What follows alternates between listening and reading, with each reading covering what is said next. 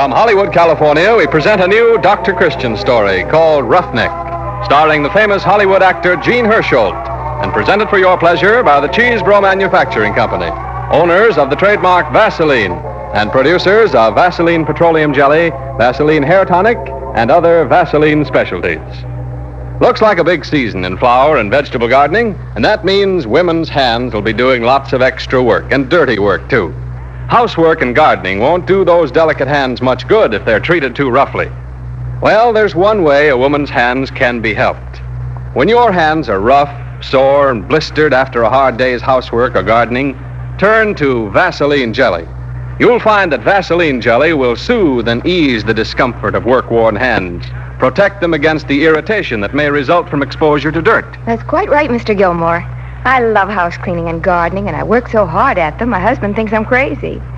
Yes, and when I've done a tough job of weeding, or I've cleaned up the attic or the cellar, well, my hands are in pretty bad shape. Chafed, sore, sometimes even blistered. That's when Vaseline Jelly is a real lifesaver. I put some on my hands, and the soreness is relieved right away. I'd never be without it in my house. And Vaseline Jelly can be of great help in many other ways. Scrapes, bruises, burns, small cuts, all respond to its soothing, healing action. It is your first aid in any number of household emergencies. You'll find it in 9 out of 10 American homes. Vaseline Jelly costs only 10 cents for a generous jar. Why pay more when Vaseline Jelly is so effective? When you buy, look for the trademark Vaseline. It's your guarantee of absolute purity.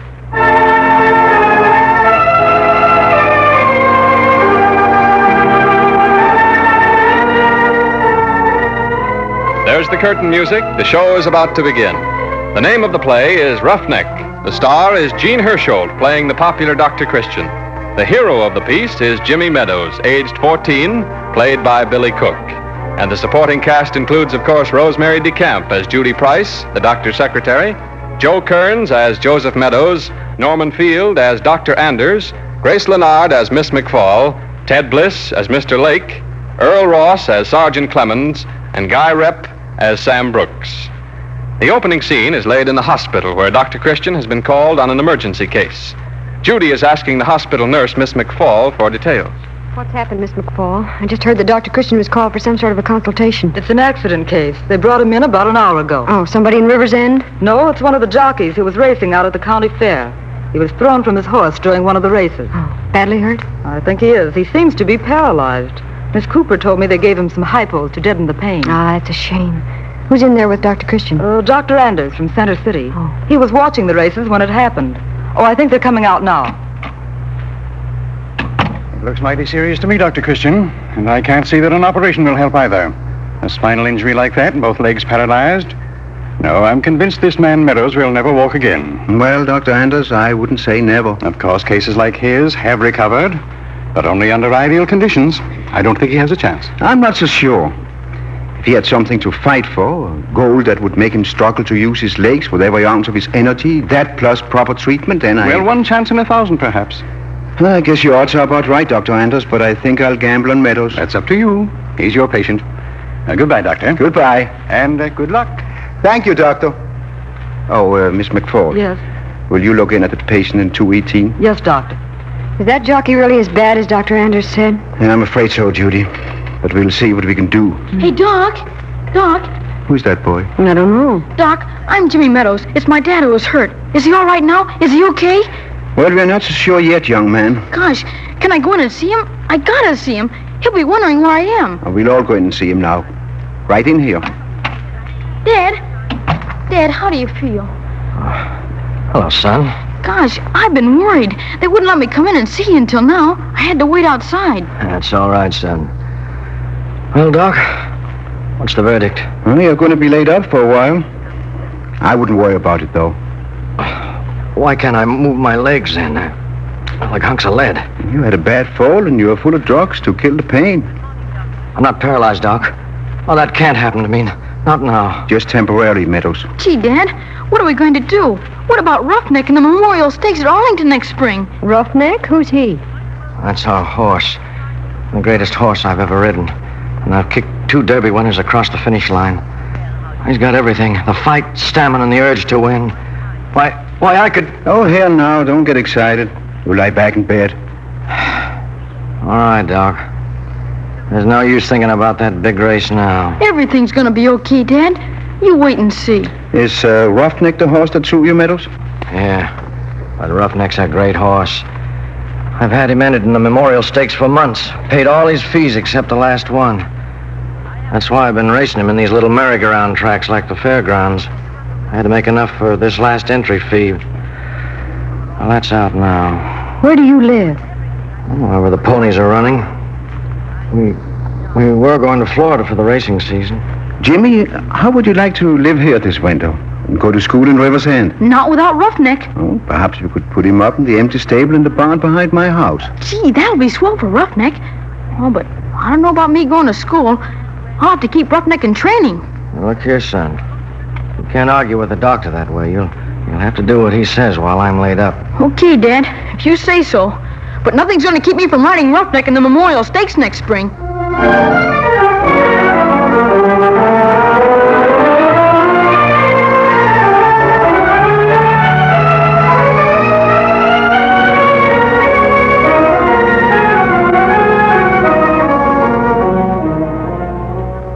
Barbara Winters, Paul Donahue, Jack Albert, Jimmy Meadows. Jimmy Meadows? Has anyone in the class seen Jimmy Meadows? Does anyone know where he is?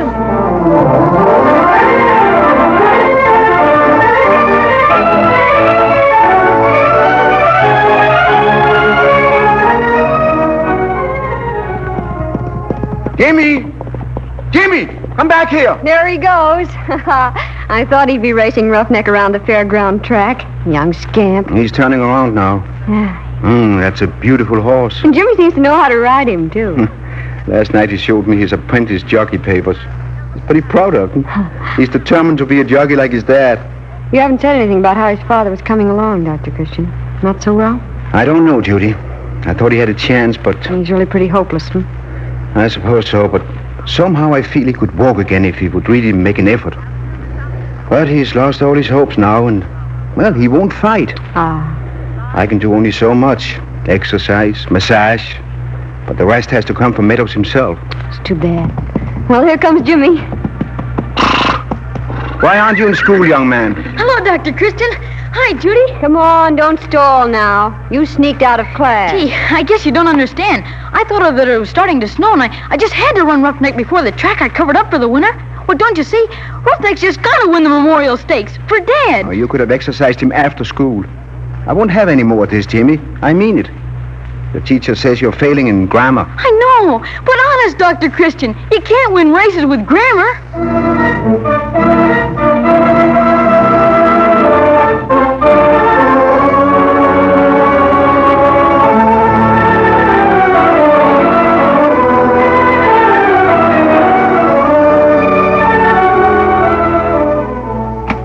Dr. Christian? Yes, Judy. Jimmy's outside in the office with his school principal.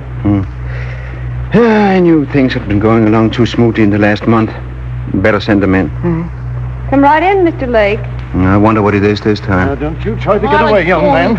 Hello, Dr. Christian. Well, what's wrong? I haven't done anything, Dr. Christian. He's sore because I've been playing games with the other kids. Games? Here, Doctor, what he's been playing games with. Uh-oh, dice. Gee, Mr. Lake, he rolled a natural. He's taught his classmates to shoot crap, Dr. Christian. He's won every last cent of their allowances away from them in the cloakroom. Well, gee, if they were lucky, they'd take money from me. I see. Well, I'll talk to him, Mr. Lake. Thank you, Dr. Christian. I hope it won't happen again. Goodbye. Jamie, I think you know that what you've been doing is wrong, don't you? Does Judy think it's wrong, too? I certainly do. Well, gosh, I was just trying to make enough money for Roughneck's entry fee. Oh, so that was it. Sure. Well, I'm sorry. But no more dice playing with your friends. Okay, Dr. Christian. But you're sure making it tough for me and Roughneck.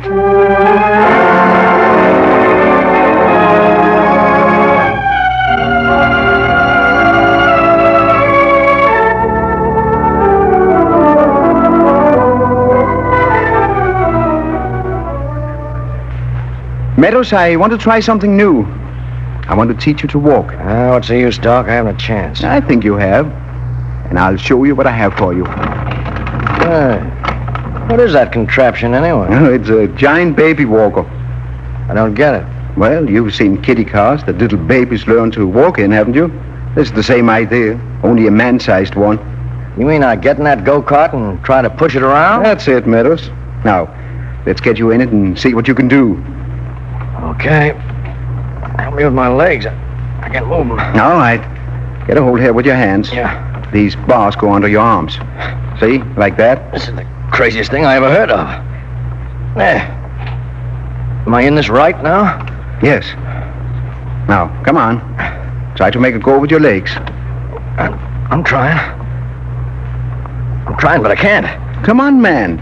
Use your legs. Push. Don't give up so easily. Push. I am. I tell you, but I'm trying, Doc. I know, but... Well, you're not trying hard enough. You've got to fight. Come in. Why, Jimmy, what's the matter? Gee, Dad, what's that thing you're in? What's the trouble, Sergeant Clemens? You see, Doc, I stepped in at the pastime billiard parlor, and here's Jimmy shooting pool with all the loafers at 50 cents a game. I hated to take him away, especially because he was taking the shirts off their backs. But there's a law against minors shooting pool, and this isn't the first time. Oh, gosh, Doc, what's wrong with shooting pool? A pool holds no place for a boy your age, Jimmy. What about it, Dad? It's okay, isn't it? No, son. Not for money. It's my fault, Doc. I'm sorry, but you can't raise a kid around racetracks. I guess that's all, Sergeant. Thanks a lot. That's okay, Doc. So long. Jamie, both your dad and I have told you about gambling. But I won $4 toward Roughneck's entry fee. Gee, everything I do for Roughneck's wrong. Why, there's only a month and a half before the race, and I've got to get that money for him somehow. Well, I guess there's just one thing for me to do. I'll have to find the money for Roughneck's entry fee myself. What? You will? Gee, that's great, Dr. Christian. Hey, wait a minute, Doc. Is this on the level? Yes, but there are some strings tied to it. Jimmy's got to stop his gambling. Oh, sure. I'll promise. And Meadows, you've got to put up a real fight to use your legs again. If you do, I'll see that Roughneck runs in the Memorial Stakes in May. You bet I will. Come on, Doc. Let's try these legs of mine in this go-kart again.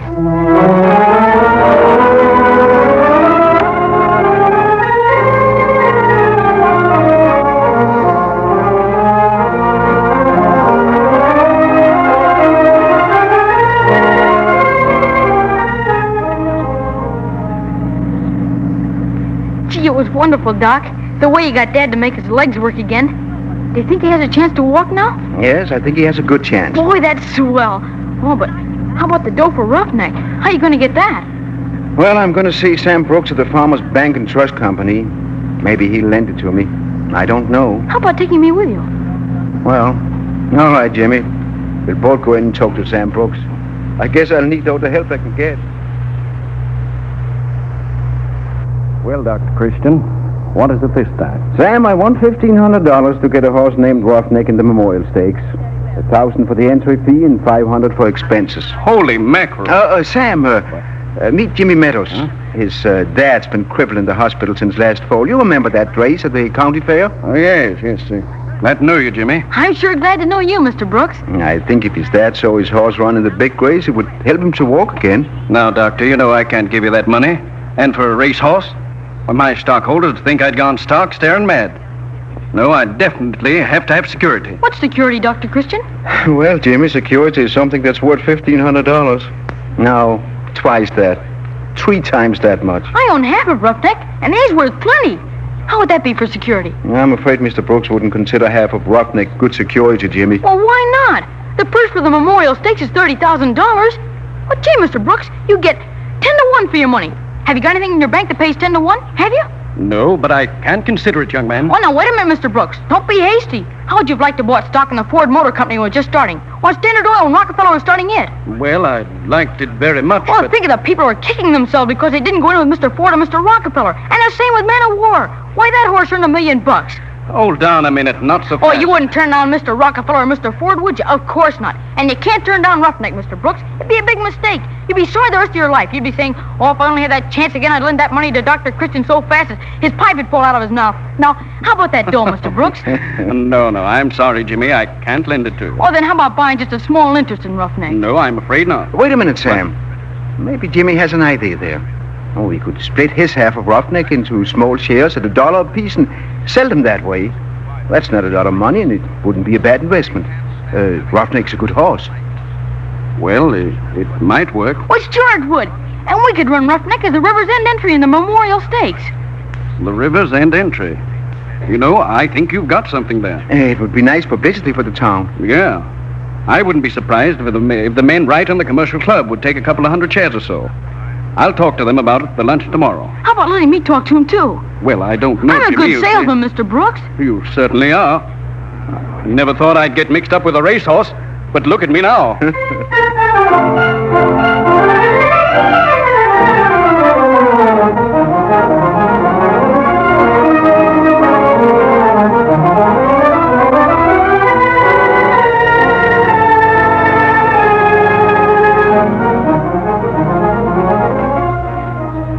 Hello, Dr. Christian. Hello, Judy. Hello, Mr. Meadows. How's everything going? Fine. Got a receipt for the entry fee from the race officials today. And the whole town's going haywire about that race. Hey, that's great. Of course. Nearly everyone in River's End has a share in Roughneck. Yeah, I own a couple of his red blood corpuscles myself. The high school band is going to be down at the station to see Roughneck off at Chicago tomorrow, and the day after, the mayor and half the town are leaving on a special train. And it's going to be jammed, too. I can hardly believe it. Now, I have something here that I want you to try, Meadows. Sure, what is it? They're right here behind the door.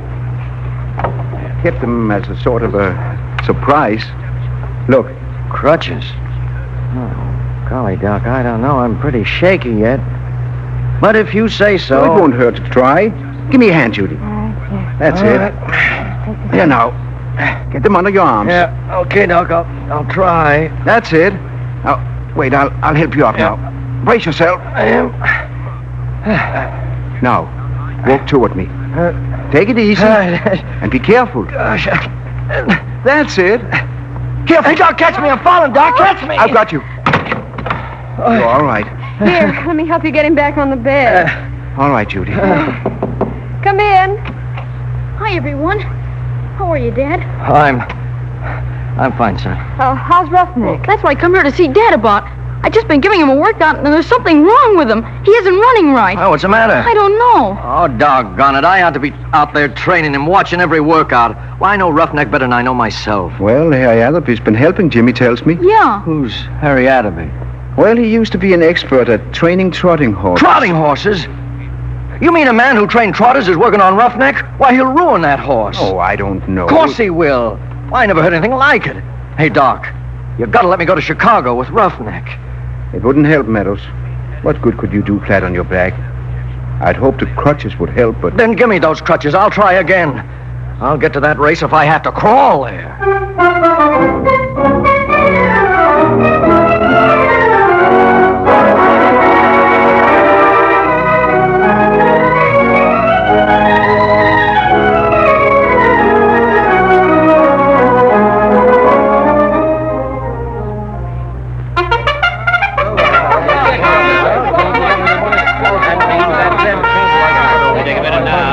Candlelight. The experts pick Clarence. Go. What about Typhoon? No, not a chance. Well, the moment's almost here, Doc. This is it, the Memorial Stakes. You waited a long time, haven't you? Oh, I sure have. Oh, darn, these crutches always in the way. Say, did you and Judy see this program? Roughneck, jockey J. Meadows, River's End entry, owner Joseph Meadows. Pretty proud, aren't you? Proud? That's my son riding my horse. What more could a father ask? You bet I'm proud. Well, stay in that chair and don't get excited. I'll get excited if I want to. Don't try to kid me, Dr. Christian. Look at your hands. They're shaking like you were playing a banjo. He's right, Doctor. All right. I am a little nervous. Oh, there's Jimmy and Roughneck. They're in the starting gate. Yes, sir. Steady as a rock, too. Hey, what's the matter with that number 9 horse? Hey, come on. Get him out of there. Put him on the outside. Let's get this thing started. What's the delay down there? They're all in the gate now. Yeah, they're all ready. Why don't they start them? Come on, Jimmy. Come on, Roughneck. Come on, Roughneck.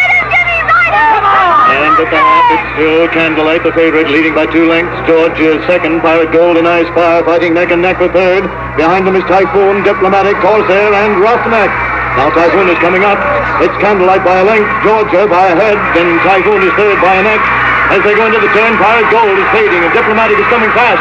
They're closing up on Candlelight. Now it's Candlelight by a half. Georgia, Typhoon, Diplomatic.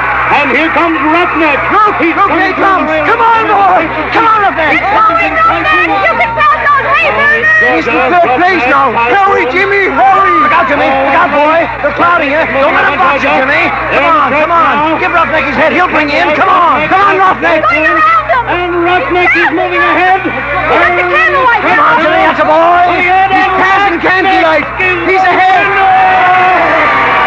What do you know? Roughneck by half a length. You're rich, Mr. Meadows. Jimmy and Roughneck won. I knew they could do it. I'm the happiest man in the world. My son brought Roughneck in. He won the big race. Meadows, where are your crutches? Holy smoke, Doc. Why, I'm standing on my feet without my crutches. Dr. Christian, he is. It's almost a miracle. 2 miracles in succession. Hey, look at me, Doc. I can walk again. Yes. And I guess we can give all the credit to a specialist named Roughneck.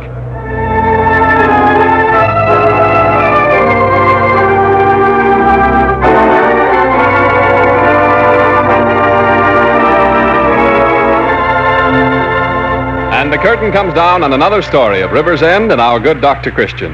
Jean Hersholt, star of this series, will be here in just a moment to tell you about next week's program. Let's face the facts. The average American home is not a symbol of safety. Far from it. You realize that last year alone, more than 4 million injuries occurred in the home. Yes, more than 4 million. Just think how easily these home accidents can happen. The grease in the frying pan spatters on your hand. The paring knife slips and cuts your thumb. You bump into a sharp corner of the dining room table. These minor accidents can be painful enough to hinder your work if you don't care for them promptly and effectively. That's where Vaseline jelly comes in handy. Vaseline jelly is the first of all first aids, used in 9 out of 10 American homes. And here's why Vaseline jelly is so effective. First, it forms a protective film that helps keep infection out when the skin is broken. Second, it softens and lubricates the skin by supplementing the natural oils. Third, it soothes and promotes healing. Minor cuts, burns, scratches, bruises, and irritated skin all respond to Vaseline jelly. Be prepared for the minor injuries that can occur in your home. Ask for Vaseline jelly, only 10 cents a generous jar. And now may we present the popular Jean Hersholt in his most popular role, Dr. Christian.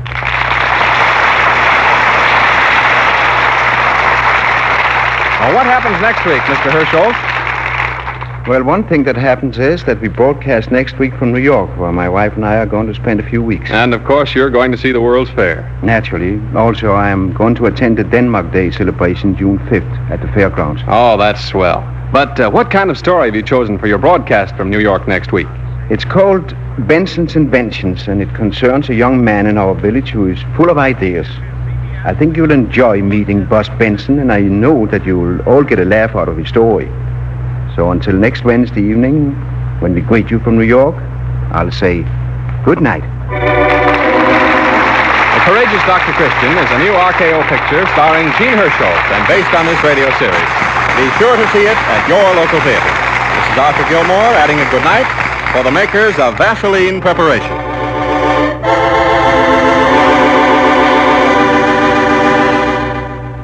Men, enjoy the confidence that comes from knowing your hair is handsome, neat, well-groomed. Use Vaseline Hair Tonic. Vaseline Hair Tonic will keep your hair good-looking without dousing or slicking down. Ask today for Vaseline Hair Tonic. Only 40 cents a generous bottle. This is the Columbia Broadcasting System.